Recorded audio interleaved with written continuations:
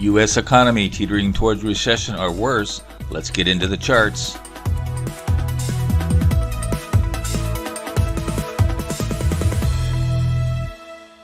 Hello, this is Chart GPT today. The economy is teetering here on recession. Some people think we will have a recession. Some people think it'll be very mild. Some people think it's going to crash. So looking at the charts here, we're looking at first the GDP here on the first part of July here, 2023.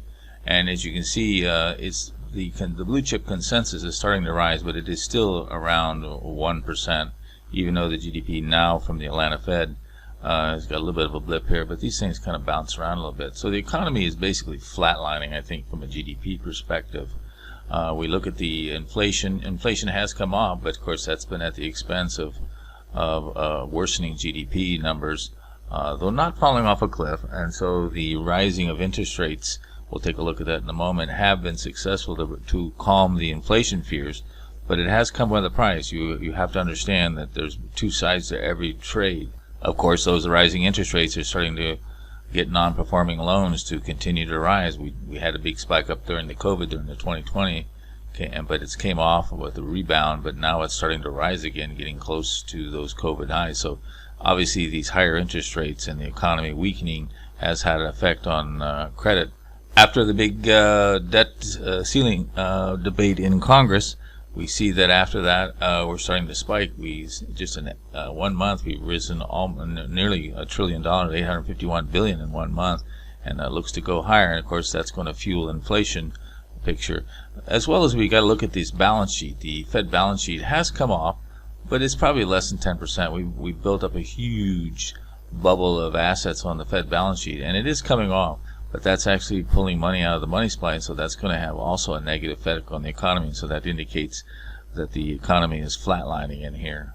So it is teetering. We have a house of cards here. On one hand, we have lowering inflation, but that's been at a cost of lowering GDP. So the question is, where will the Fed funds rate head going forward here? We've had this discussion before. It's currently around 5.25 here-ish. And I suspect that they're going to have to begin to lower these rates. This is a prediction that we put together here. So it's going to probably begin to lower here. Some people think there's more rate hikes. There could be, but I think going into the last part of the 2023 and into the 24, obviously inflation, U.S. election influence. They say the Fed is supposed to be independent, but I don't think so. So I think we'll continue to see that continued softening in the economy, and then they'll respond with lower rates. But then after the U.S. election, we could see an additional move forward higher in inflation, as the lower rates will then rekindle the sparks of inflation. Give us your take in the poll on the blog post in the description box. Also take a look at the effect that this will have using the artificial intelligence there. And don't forget to subscribe.